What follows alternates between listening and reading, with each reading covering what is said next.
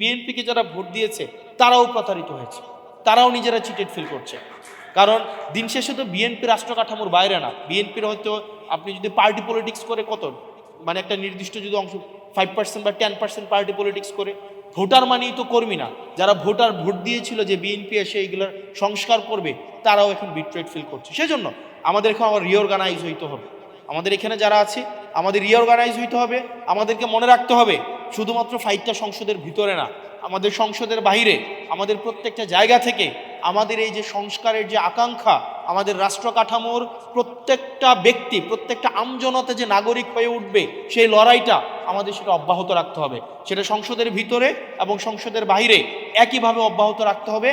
আবার যেন এমন কোনো সিস্টেম বিদ্যমান না থাকে যে সিস্টেমের মধ্য দিয়ে আবার নতুন করে শেখ হাসিনা উৎপাদন না হয়। আমাদের আবার মাথায় রাখতে হবে সেটার মধ্য দিয়ে একজন ব্যক্তি ঢুকে আবার শেখ হাসিনা হয়ে বের হবে, এরকম কোনো যেন রাষ্ট্র ব্যবস্থা বাংলাদেশে বিদ্যমান না থাকে। সেজন্য আমাদের লড়াইটা অব্যাহত রাখতে হবে। এর থেকে ভণ্ডামি, মানে উনি একটা সংসদের মধ্যে দাঁড়িয়ে উনি ওনার ভণ্ডামি, উনি ওনার হিপোক্রেসিকে জাতির সামনে প্রকাশ করছেন যে আমরা স্বীকার করে নিচ্ছি যে নির্বাচন যেন কোনোভাবেই পিছানো না হয়, সেজন্য আমরা একরকমের করেছি মুঘলের হাতে, খানা খেতে হবে একসাথে। এইভাবে হচ্ছে আমরা নির্বাচনটাকে মেনে নিয়েছি এবং সংস্কার ওই সময় আপনারা যা বলেছেন সেটাকে আমরা মেনে নিয়েছি। এখন যেহেতু আমরা নির্বাচিত হয়ে গিয়েছি, এখন আর মানুষকে, পিপলকে কেয়ার করার আমাদের কোনো সময় নাই। তো সেজন্য আমার কাছে মনে হচ্ছে যে গভর্নমেন্ট যেইভাবে যাচ্ছে এটা খুব সুখকর এবং দীর্ঘমেয়াদী কোনো ইতিবাচক প্রভাব রাখবে বলে আমার মনে হয় না। এবং আমাদের প্রত্যেকটা সিটিজেন বিট্রেড ফিল করছে, চিটেড ফিল করছে এবং প্রতিষ্ঠানগুলো বিট্রেড ফিল করছে। কারণ আপনি বলেছেন এবং পুলিশ সংস্কার কমিশন, পুলিশের সুরক্ষার জন্য পুলিশ সংস্কার কমিশন দরকার ছিল। আপনারা দেখেন পুলিশকে কিভাবে রাজনৈতিক হাতিয়ার হিসাবে ব্যবহার করা হয়েছে দীর্ঘ 17 বছর।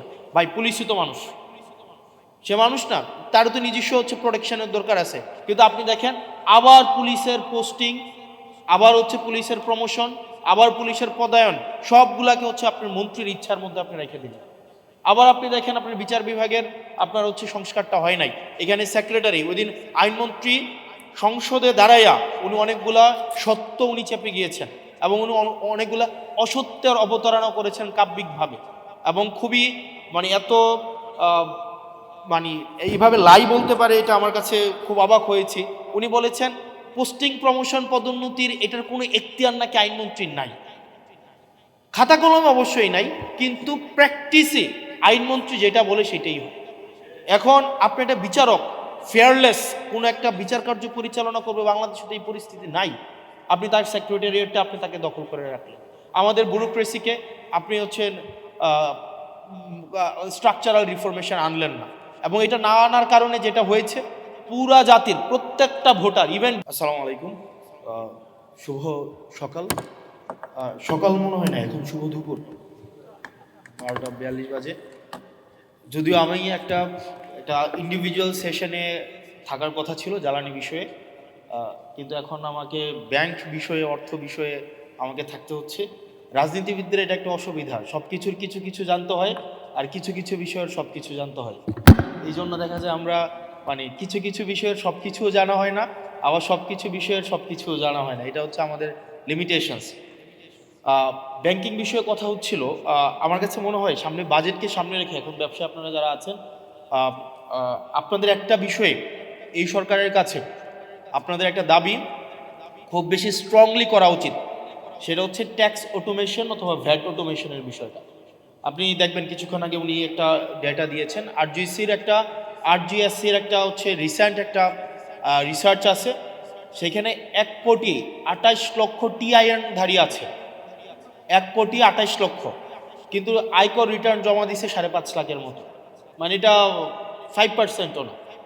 আবার আমাদের রেজিস্টার্ড বিজনেস প্রতিষ্ঠান আমাদের প্রায় 1 কোটির উপরে আছে, সেখানে দেখা যায় বছরে 5 লাখ 7 লাখ হচ্ছে আয়কর রিটার্ন দেয়। এটা দেওয়ার কারণও আছে। আপনি যখন আয়কর রিটার্নের যেই ধরনের বর্তমানে যে ট্রেডিশনাল পদ্ধতি, এই ট্রেডিশনাল পদ্ধতিতে দেখা যায় আপনার পেপার কমপ্লায়েন্সের অনেক জটিলতা। এবং কিছুদিন আগে একজন বিজনেসম্যান বলছিলেন এনবিআর যেটা রয়েছে এটা বেসিক্যালি হচ্ছে এখন ন্যাশনাল ব্যুরোক্রেটিক প্রিপারেশনের একটা, বলা যায় এনবিআর স্ট্যান্ড ফর।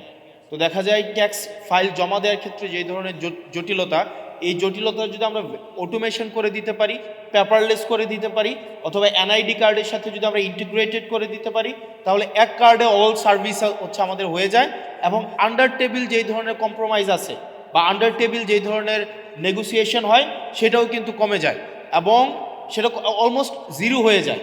সেজন্য আমাদের ক্যাশলেস, পেপারলেস এবং এনআইডি ইন্টিগ্রেটেড ট্যাক্স এবং ভ্যাট অটোমেশন, এখন এটা শুধুমাত্র সময়ের দাবি না, এটা অনেক দেশে, আমি যদি ইউরোপিয়ান অনেক দেশে দেখি এটা অলরেডি অনেক বছর ধরে সেটা প্র্যাকটিসে আছে।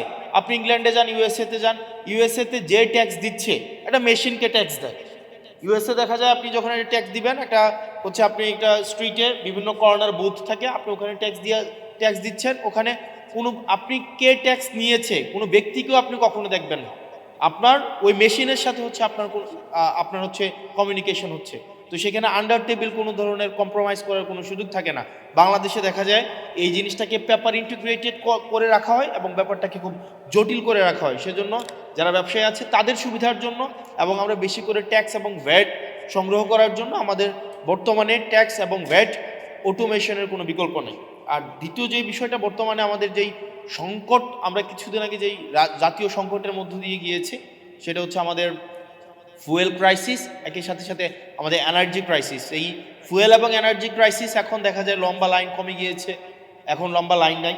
তবে এটা থেকে আশাবাদী হওয়ার কোনো কারণ নাই, কারণ আমাদের ফুয়েল ডিপেন্ডেন্সিটা যদি আমরা দেখি, আমাদের ফুয়েল ডিপেন্ডেন্সিটা ইম্পোর্ট বেসড, এবং আমাদের দেখা যায় গ্যাস থেকে আমরা হচ্ছে 43% হচ্ছে আমরা ফুয়েল পাই, এনার্জি পাই। আমরা গ্যাস থেকে সেটা 43% পাই, এবং গ্যাসের যেই বেশিরভাগ আমাদের এলএনজি কিন্তু হয় কাতার থেকে। এখন এই কাতারের এলএনজি আমাদের প্রত্যেক দিন প্রায় 4000 MFCFD হচ্ছে আমাদের গ্যাস লাগে প্রত্যেক দিন, 4000 million metre cubic foot per day. কিন্তু দেখা যায় আমাদের হচ্ছে এই ডোমেস্টিক আমাদের সোর্সিং করতে পারে আমরা 2000 MFCFD, আমাদের স্টিল 2000 শর্ট MFCFD। এখন এটাকে আমরা কাতার থেকে আনতে হয় অথবা ওমান থেকে আনতে হয়, ওমানও আবার সেটা কাতার থেকে কিনি। এখন দেখেন আমরা এই যে হেভিলি একটা ইম্পোর্ট ডিপেন্ডেন্ট একটা হচ্ছে আমরা ফুয়েলে গিয়ে আমাদের এনার্জি আমাদের সোর্স করতে হয়। এরপর দেখেন আমাদের প্রায় 21% আমাদের হচ্ছে এনার্জি আমরা সোর্স করি হচ্ছে আপনার ইয়া থেকে, আপনার এইচএফও থেকে, মানে হেভি ফুয়েল অয়েল যেই জায়গা থেকে আমাদের করতে হয়, আমাদের ডিজেল থেকে করতে হয়। অর্থাৎ এই যে ফার্নেস অয়েল ডিপেন্ডেন্সি আমাদের কখনোই এনার্জি ইন্ডিপেন্ডেন্ট করবে না। তো এনার্জি ইন্ডিপেন্ডেন্ট না হইলে আমাদের যে প্রবলেমটা হবে, দেখা যায় আমাদের এই যে ইন্ডাস্ট্রিয়াল এবং কমার্শিয়াল আমাদের এনার্জি অনেক ক্রাইসিস আছে।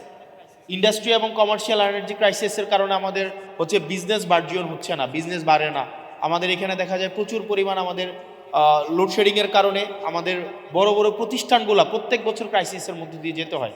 তো সেজন্য আপনি যদি আমাদের আশেপাশের দেশগুলোতে দেখেন, ইন্ডিয়াতে দেখেন, তারা কিন্তু আপনার এনার্জি সোর্সকে ডাইভার্সিফাই করতে পারছে, এখন রিনিউয়েবলসে চলে গেছে। আমাদের পাকিস্তান দেখবেন, ওরা হচ্ছে আপনার রিনিউয়েবলসে এখন এই যে এখন একটা ইসরায়েল এবং হচ্ছে ইসরায়েলের যে সংকটটা তৈরি হয়েছে, ইসরায়েল ইউএসএ এবং মধ্যপ্রাচ্য ইরানের সাথে যে যুদ্ধটা হয়েছে, সেটার ইম্প্যাক্ট কিন্তু পাকিস্তানে পড়ে নাই, উরুগুয়েতে পড়ে নাই, কেনিয়াতে পড়ে নাই, কারণ হচ্ছে তারা এখন রিনিউয়েবলসে এখন ডিপেন্ডেন্ট। দেখা যায় তাদের 57%-এরও বেশি হচ্ছে আপনার এনার্জি আপনার হচ্ছে রিনিউয়েবলস থেকে তারা উৎপাদন করতে পারছে। কিন্তু আমাদের রিনিউয়েবলসের উৎপাদন ক্যাপাসিটি হচ্ছে 2.9% মাত্র, জাস্ট 2.9%। এখন আমাদের এই যে লাস্ট আপনি 10-15 বছরে যদি দেখেন, আমাদের নতুন কোনো ধরনের হচ্ছে আমরা ডোমেস্টিক কোনো সোর্সিংই করি নাই রিনিউয়েবলসের জন্য। আমাদের একটার পর একটা পাওয়ার প্ল্যান্ট দিয়ে গেছে, কিন্তু এগুলা থেকে হচ্ছে আমরা সোর্স করতে পারি নাই। তো সেটার জন্য আমরা বলবো যে সুদূর প্রসারে আমাদের পরিকল্পনার ঘাটতি ছিল। আমাদের দিন শেষে আমাদের যেই ইম্পোর্ট বেস যেই আমাদের এনার্জি সোর্সিং করার যে পদ্ধতি বা আমাদের যেই প্রক্রিয়া ডিপেন্ডেন্সি, সেটা থেকে আমাদের বের হয়ে আসতে হবে এবং আমাদের দিন শেষে রিনিউয়েবলসে আমাদের যাইতে হবে। আমরা যদি রিনিউয়েবলসে না যাই, আমাদের যে পরিমাণ প্রত্যেক দিন আমাদের এই পিক টাইমে আমাদের 15 গিগাওয়াট বা 15,000-16,000 আমাদের গিগাওয়াট হচ্ছে আমাদের ডিমান্ড, পিক ডিমান্ড। এটা হয়তো উইন্টারে সেটা ফল করে 7-8 গিগাওয়াটে আসে, কিন্তু আমাদের দেখা যায় এটাও হচ্ছে আমরা নিজেরা হচ্ছে সোর্স করতে পারবো না। আমরা যদি প্রত্যেক বছর এই ধরনের এই যে ক্রাইসিসটা এখন তৈরি হয়েছে, এই ক্রাইসিস কিন্তু এটা মানে ইমিডিয়েট সলিউশন হবে বলে বোধ হচ্ছে না। এটা একটা লং টার্ম একটা ইম্প্যাক্ট ইকোনমির মধ্যে পড়বে এবং এনার্জির মধ্যে পড়বে। এবং দিন শেষে যদি এনার্জিস এই পুরা সিস্টেম কলাপস করে, আমার পুরা হচ্ছে বিজনেস কলাপস করবে, আমার হচ্ছে সব কিছু আমার হচ্ছে প্রাইস ইনক্রিজ হবে, এবং দেখা যায় যে স্থানীয়ভাবে আমাদের যে এসএমই সেক্টর যেটা নিয়ে আমরা আশাবাদী হচ্ছি, ওই জায়গাও কিন্তু একটা বড় ধরনের একটা সংকট সৃষ্টি হবে। সেজন্য আমাদেরকে এখন ডাইভার্সিফিকেশন অফ এনার্জি সোর্স আমাদের খুবই গুরুত্বপূর্ণ। আমাদেরকে সিসমিক হচ্ছে সার্ভের মধ্য দিয়ে আমাদের অফশোরে অনশোরে হচ্ছে আমাদের হচ্ছে আমাদের গ্যাসের যেই সংকট, আমরা প্রত্যেক দিন গ্যাসের সংকট সমাধানে আমাদের সিসমিক সার্ভে করা গুরুত্বপূর্ণ। মায়ানমার সেই জায়গায় সফল হয়েছে, ইন্ডিয়া সেই জায়গায় সফল হয়েছে। আমাদের যে এফএসআরইউগুলো রয়েছে, আমাদের ল্যান্ড বেসড এফএসআরইউ করা যায় কি না, সেই জায়গায় আমাদের হচ্ছে দৃষ্টি দেওয়া উচিত। তবে আমি লাস্ট কিছুদিন জ্বালানি বিষয়ক, আমি একটা কমিটিতে আছি, জাতীয় জ্বালানি বিষয়ক কমিটি, সেই জায়গায় দেখলাম মূলত বিশেষ করে আমলাদের মধ্যে অনেকেই, সব আমলা না, আমলাদের মধ্যে অনেকেই যে এলএনজির সাথে রিলেটেড, সে গভর্নমেন্টকে পুশ করার চেষ্টা করে এলএনজি কিভাবে আমাদের দেশে হচ্ছে এনার্জি সংকট নিরসনে সহায়তা করবে। কারণ এলএনজি কোম্পানিগুলো তারা ইম্পোর্ট করে, মানে হচ্ছে ইনভেস্ট করে, এবং দেখা যায় রিটায়ারমেন্টের পরে দেখা যায় ওই আমলা ওই এলএনজি কোম্পানির কোনো একটা অ্যাডভাইজরি হচ্ছে চাকরি বাকরি করে বা কোনো একটা পোস্টে যায়। আবার যে হচ্ছে এইচএফও নিয়ে কাজ করে, সে দেখা যায় গভর্নমেন্টকে পুশ করে, পলিসিতে পুশ করে যে আমাদের হেভি ফুয়েল অয়েলগুলো যদি আমরা ইম্পোর্ট করি বেশি বেশি, সেটা কিভাবে আমাদের এনার্জি ক্রাইসিসকে সলভ করবে। আমাদের দেখা যায় যে ডিজেল নিয়ে কাজ করে, সে গভর্নমেন্টকে পুশ করে কেমনি ডিজেলকে হচ্ছে আপনার যদি গভর্নমেন্ট ডিজেল বিভিন্ন জায়গা থেকে কিনে, স্পট মার্কেট থেকে কিনে, এখানে দেখা যায় গভর্নমেন্টের মধ্যে অনেকগুলো হচ্ছে এজেন্ট আছে, মানে গভর্নমেন্টের অনেক আমলার হচ্ছে বিভিন্ন কোম্পানির এজেন্ট হিসেবে হচ্ছে এখানে পারপাস সার্ভ করে। এবং এটা খুবই আমাদের জন্য দুঃখজনক। আমাদের আমলাদের মধ্যে অনেকেই, সব আমলা না, অনেক আমলা হচ্ছে দেশপ্রেমিক, অনেকরা হচ্ছে স্যাক্রিফাইসিং, কিন্তু অনেক আমলাও আছে তারা সরকারি চাকরির এই ট্যাগটাকে ব্যবহার করে বেসিকলি বিভিন্ন কোম্পানির পারপাস সার্ভ করে, এবং গভর্নমেন্টের পলিসিতে তারা তাদের ব্যক্তিগত এজেন্ডাকে পিনাট্রেট করার চেষ্টা করে। তো সেই জায়গা থেকে আমরা যদি এনার্জিতে ডিপেন্ডেন্ট হইতে চাই, আমাদের বিভিন্ন স্টেক হোল্ডারদেরকে নিয়ে আমাদের অবশ্যই আমাদেরকে রিনিউয়েবলসের মধ্যে যাইতে হবে। রিনিউয়েবলসের মধ্যে যদি আমরা যাইতে পারি, তাইলে হচ্ছে আমরা যদি এটাকে ডাইভার্সিফাই করতে পারি, আমাদের অ্যাটলিস্ট 7 গিগাওয়াট থেকে 9 গিগাওয়াটে আমরা যদি এটাকে আপলিফট করতে পারি, তাইলে আমাদের যেই মানে ইন জেনারেল যে ডিমান্ড আমাদের প্রত্যেক বছর থাকে, এইটাকে আমাদের মিট করা অনেক বেশি সহজ হবে। আর যে প্রশ্নটা আমাকে করা হয়েছিল যে ওভারঅল গভর্নমেন্টের যেই হচ্ছে আপনার মুড, আমাদের গভর্নমেন্টের অনেক মুড সুইং হয়, মানে গভর্নমেন্ট আসলে কে এটা বোঝা যাইতেছে না। মানে এটা আসলে হাসিনার সময় না একটা বোঝা যাইতো যে ডিসিশনটা দিন শেষে কে নেয়। মানে দিন শেষে দেখবেন ডিভোর্সের প্রবলেমও দিন শেষে ডিসিশন দেয় হাসিনা, দিন শেষে সবাই দৃষ্টি আকর্ষণ করতে হাসিনার। তো এখন আসলে এই জায়গায় মানে ডিসিশনটা আমার কাছে মনে হইতেছে there are so many governments within the governments, আমার কাছে এটা মনে হইতেছে, মানে আমি নিশ্চিত না। কারণ এবং আপনি দেখবেন খুব শীঘ্রই এটা বলা হবে যে আমাদের প্রাইম মিনিস্টারকে, এইচপিএমকে ভুল বুঝানো হয়। এখন ভুলটা বুঝায় কারা? দেখা যায় এখানে অনেক ধরনের ফ্রিঞ্জ এলিমেন্ট আমার কাছে মনে হয় গভর্নমেন্টের সাথে আছে, যারা আমাদের যে জন আকাঙ্ক্ষা তৈরি হয়েছিল, রাষ্ট্রের যে আকাঙ্ক্ষা তৈরি হয়েছিল, সেই জায়গা থেকে গভর্নমেন্টকে অনেক দূরে সরিয়ে নিচ্ছে। এবং এখানে আমাদের যে সংস্কারের ইনস্টিটিউশনাল আমাদের ইন্ডিপেন্ডেন্ট হওয়ার কথা ছিল, আমাদের জুডিশিয়ারি হচ্ছে ইন্ডিপেন্ডেন্ট হওয়ার কথা ছিল, আমাদের বিউরোক্রেসির জায়গায় হচ্ছে একটা মেসিভ একটা আমাদের এটা হচ্ছে রিস্ট্রাকচার হওয়ার দরকার ছিল, আমাদের পুলিশ সংস্কার কমিশন হওয়ার দরকার ছিল। এই সব জায়গা থেকে গভর্নমেন্ট অনেক দূরে সরে গিয়েছে, কারণ গভর্নমেন্টের কাছে মনে হচ্ছে সে যদি সব কিছুকে নিয়ন্ত্রণ না করতে পারে, সবগুলোকে যদি মিসঅ্যাপ্রোপ্রিয়েট না করতে পারে, সে নাকি সরকার যথাযথভাবে চালাতে পারবে না। এখন আমার কাছে ম্যাডাম খুব ভালো বলেছেন কিছুক্ষণ আগে যে শেখ হাসিনা থেকে তো সবচেয়ে বেশি হচ্ছে মানে সেন্ট্রাল একদম সব কিছুকে সেন্ট্রালাইজড করা, হাসিনা কেন্দ্রিক যেভাবে সব কিছু সেন্ট্রালাইজড হয়েছে, এর থেকে শক্তিশালী তো আর কেউ থাকে নাই, আর কেউ ছিল না। তারপরেও তো শেখ হাসিনা টিকে থাকতে পারে নাই। এখন গভর্নমেন্টের মাথার মধ্যে যদি এটা এখন হয় যে আমাকে সব কিছুই নিয়ন্ত্রণ আমার লাগবে, সব কিছুই আপনার হচ্ছে তারেক জিয়া এসে সমাধান করতে হবে। একদিন দেখলাম যে মিনিস্ট্রিতে কোনো এক এমপ্লয়ের ওনার ছেলে হারায় গেছে, এইটাও হচ্ছে এই জায়গায় হচ্ছে তারেক জিয়া হচ্ছে এই জিনিসটাকে সলভ করতে হয়েছে। তো এই জিনিসটা আমাদের জন্য কোনো সুখকর নয়।